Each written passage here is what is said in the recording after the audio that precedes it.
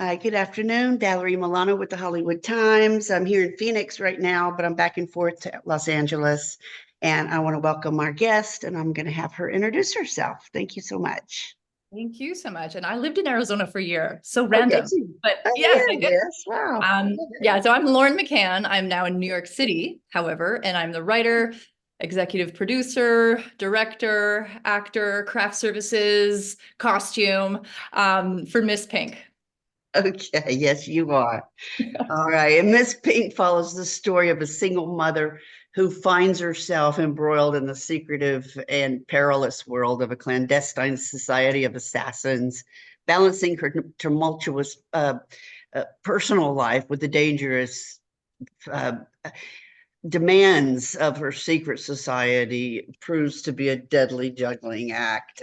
As she struggles to keep up with her responsibilities, she discovers unsettling truths about her family and her own role within the group of assassins. And I'm one of the lucky ones that got to see this short film. So, yay me. I don't know. Yeah.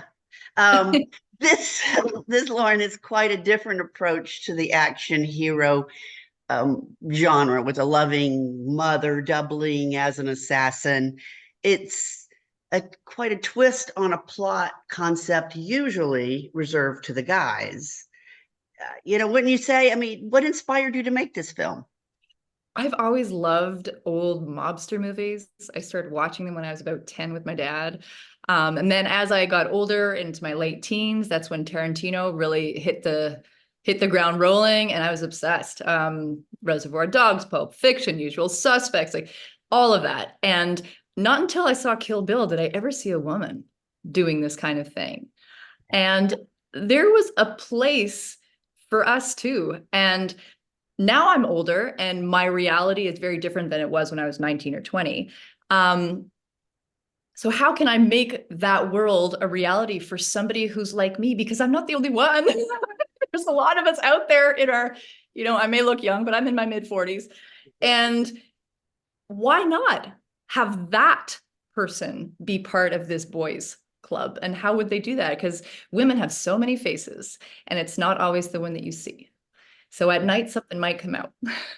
Love it, love it. Your character exhibits confidence in her various roles, from mom to bodega employee to hired killer. Is the message here that women are fully capable of handling the rigors and demands of such varied life roles, would you say?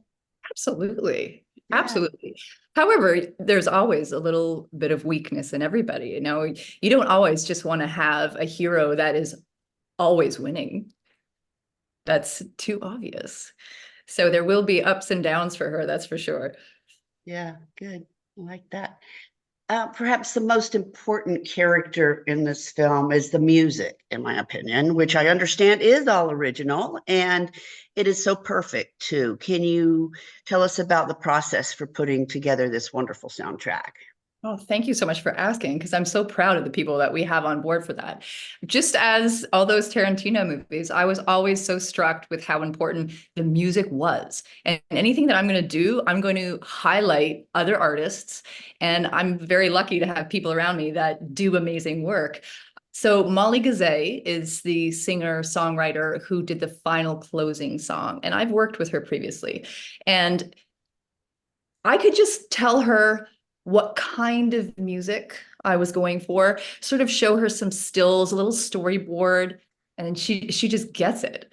And so she created a song that is edgy, but yet soulful, that is going to lead us into the next sort of story of Miss Pink. And I knew right away how that was going to go, but I didn't know how to start it until I met Abigail. Now, Abigail is a Harlem gospel singer, and she is also a milliner, which is a new word I learned. That is a hat maker. And I had met her at a lunch, and she was just this poised lady with this hat. And I thought, what is your story? Because I need to know more about you. And it turns out that she's a jazz singer at this French restaurant.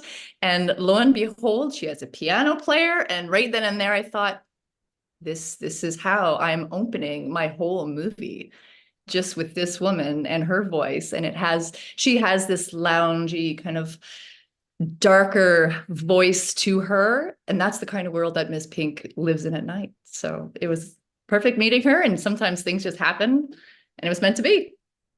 Fantastic. This is a proof of concept short. So obviously you're looking to make something more from this. Are you thinking series or feature film? I've written out an 8-episode arc, just leading into more of the story, more of who this group of assassins are. We get to meet the leader sort of towards the end, and she has her own plot line. And I mean, I'm always up for anything that the world is going to put at me. I don't ever want to kind of pigeonhole myself into one place. So if someone comes and says, I think this would be an unbelievable feature film, well, maybe I'll take that 8-series arc and put that into a feature. There's nothing limiting me to doing what I already have planned. Good. And where's the film now? What are you doing with it? This is the first Dances with Films is the world premiere. The world has not seen this at all. I was sort of holding, you never know as a filmmaker, you get accepted into other festivals, and I wanted to hold out to have a real special world premiere. My first film is called Girl Boxer, and it did very well, but it was virtual. And I had won a jury prize. Here I was in northern Vermont with a box of wine, kids all over me. And I think the prior year, Sia had done the closing ceremonies in Red Rocks. So it's like the reality was different. I've never had a truly in-person festival run. So I wanted to start at the top, and Dances with Films is so known in the indie community to meet in person other physical filmmakers and creatives. And that's what festivals are for, just being inspired by the people that you see there and the work that you see. So I can't wait. This is where we are. We're starting, we're getting it out there, and we will see what happens. So you must be packing your bags to go to Los Angeles then. I am, very slowly and surely.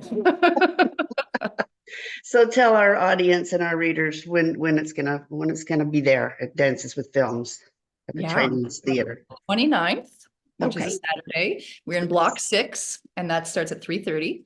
And I think we're screening with, 4 other pilots, but already all the people that are doing pilots have already gotten a whole chit chat together, and it's going to be super supportive. So I'm really looking forward to it. Love it. And also let us know how we can find more about the film. Is there a website, and also more about you? Social media, how?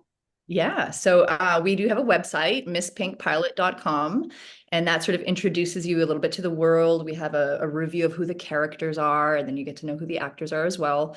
We have some amazing people that are just doing amazing things, not only in the film industry, but just in the world, that we fully support. And then we have an Instagram page, which is Miss Pink Pilot.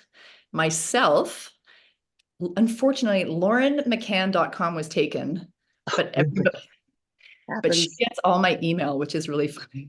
And she's been invited to weddings. She's been invited to baby showers. And there was one day we went to laurenmccann.com, and it was just printed out, laurenmccann@gmail.com is not your email. That's great. Oh boy. Like a little message to me, like, stop having your people go here. Yeah. So it's Lauren-McCann. Good to know. .com. Yeah. Well, we're the Hollywood Times official on YouTube, the Hollywood.Times on Instagram, HollywoodTimes.net on our website. So I am just so glad, Lauren McCann, it's a Dash McCann, to meet you. Lauren Dash McCann. I'm sure we'll see you in Los Angeles, and I appreciate the time today. And yay, excited for you and the film. And so keep in touch for your next endeavors. I'll see you in LA. Great. Thank you. Stay well. Bye-bye.